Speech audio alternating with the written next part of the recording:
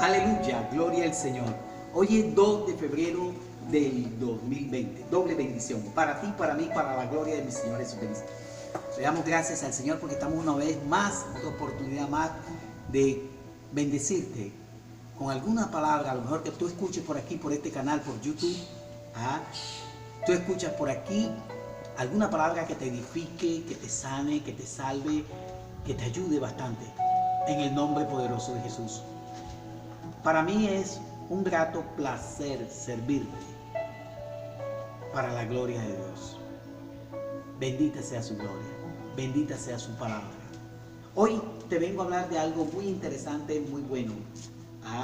En el libro de Job aparece en el capítulo 42, versículos 5 y 6. De oída te había oído, ahora mis ojos te ven.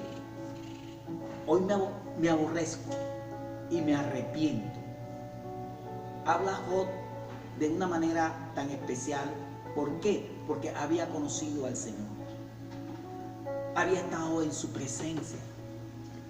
En el capítulo 37, 38, 39, 40, Dios habla personalmente cara a cara con Job.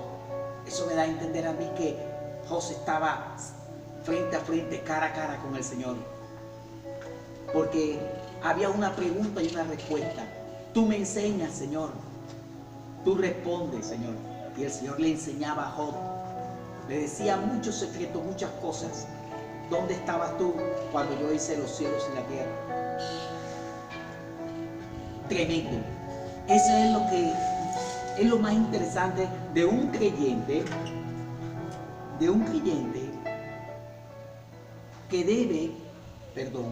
Que debe buscar siempre de la presencia del Señor. Si tú quieres verdaderamente conocer al Señor, porque Job no conocía a Dios, pero él era un hombre obediente y cumplía la palabra, lo que él había aprendido. Por ejemplo, él practicaba que el temor de Jehová, ser recto de corazón, sincero, íntegro. Él trataba de ser esa persona delante de Dios y no conocía a Dios. Pero en el capítulo 42, de oída te había oído, ahora mis ojos te ven. Quiere decir que el hombre lo conoció porque habló con él. Impresionante. Cuando hablamos del profeta Elí, el profeta Elí en un tiempo sí conoció a Dios, porque Silo fue una profecía, y de eso no me quiero meter ahora. Más adelante hablaremos sobre eso. Pero en Silo fue donde Dios ordenó mostrar el altar, donde Dios vino y puso al sacerdote Elí. ¿Para qué? Para que ejerciera ese ministerio. Pero ya a final de su ministerio, que sus hijos ya estaban grandes, se portó mal. No terminó la carrera como debía de ser. Sus hijos la cometieron. Él la cometió. Y lo que le había prometido Dios a Elí quedó eliminado. Dios se retractó y le dijo a Elí que ya no iba a hacer eso con su casa, sino a lo contrario, la iba a desaparecer. Algo bueno fue que ahí entró el profeta Samuel. El profeta Samuel, hijo de Ana, de muy pequeño, fue una ofrenda agradable al Señor. Y él fue el alumno del sacerdote Elí. Aprendió mucho. Aprendió tanto que el niño era totalmente obediente a Dios. ¿Cómo yo sé que el niño era totalmente obediente a Dios? Cuando Dios llama a Samuel, lo llama a decirle las verdades que debía de saber Elí por sus errores, él con sus hijos y lo que le venía para encima. Llama a Samuel y le dice: dile a Elí que yo me he buscado uno fiel, una persona fiel. Un requisito muy importante. Eso lo dice ahí mismo en ese capítulo, cuando habla de Elí, capítulo 3, capítulo 2, capítulo 3. en Primera de Samuel. Y ahí aparece esa clave. Yo me he buscado uno fiel, que esté, voy a parafrasear, que esté delante de mi presencia, ungido siempre delante de mi presencia. Y es fiel, que agrade a su alma y a su espíritu. Dios es claro, porque Dios dice que sea fiel, que ande en el espíritu o esté en el espíritu. Y alma, ahí dice dos cosas, espíritu y alma. O sea, cuando Él dice mi corazón, está hablando de su espíritu. Yo me he buscado uno fiel y como quien dice, conforme a mi corazón, como se lo dijeron al rey David. A David le dijeron, y él hará lo que yo le ordenara. A David le dijeron eso. Pero a Samuel, yo voy a buscarme uno fiel. O sea, conforme al corazón de Dios y a su alma. Quiere decir, no va a retroceder, no va a defraudar a Dios. Y va a estar siempre, todos los días, ungido delante de mi presencia. O sea, que va a estar delante de su presencia. ¿Qué es lo que nos quiere enseñar Dios? Dios nos quiere enseñar cosas grandes y maravillosas, que delante de su presencia nosotros podemos tener muchas cosas lindas. Es más, uno de los salmos dice que en su presencia hay plenitud de gozo, hay paz, hay amor, muchas cosas lindas. Otra de las cosas que quería hablar era de que en Primera de Reyes, capítulo 2, si usted analiza el capítulo 2 completamente, ahí va a observar 3 traiciones. Una que es de Adonías, la segunda es de Abiatar, un sacerdote, y la tercera es Joab, un general, hijo de Sarvi, que viene siendo tía del rey David, a Joab.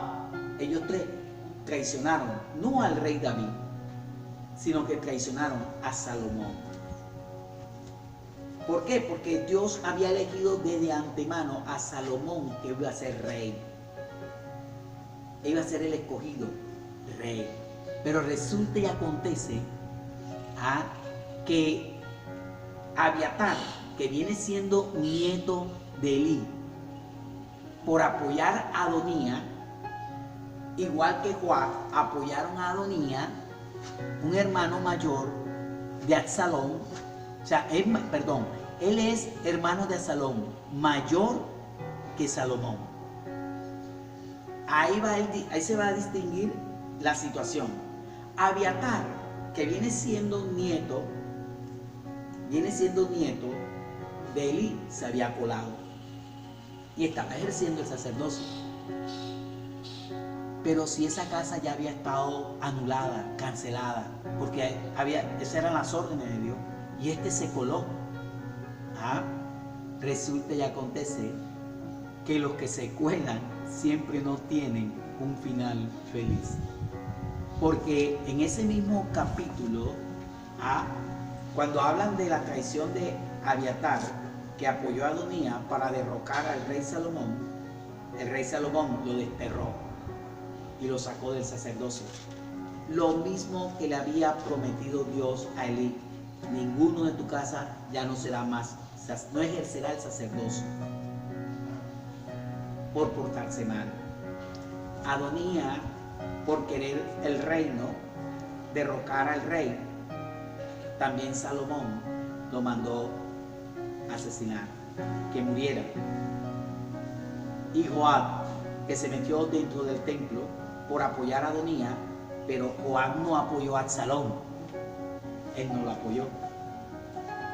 Cuando derrocaron al rey David, no lo derrocaron totalmente, pero sí un gran golpe fue para el rey, que su hijo primogénito, su hijo, le haya sacado de su reino. Joab, general, un buen general del rey David, quiso traicionar o traicionó a Salomón, y eso le costó la vida. Dentro del templo fue asesinado.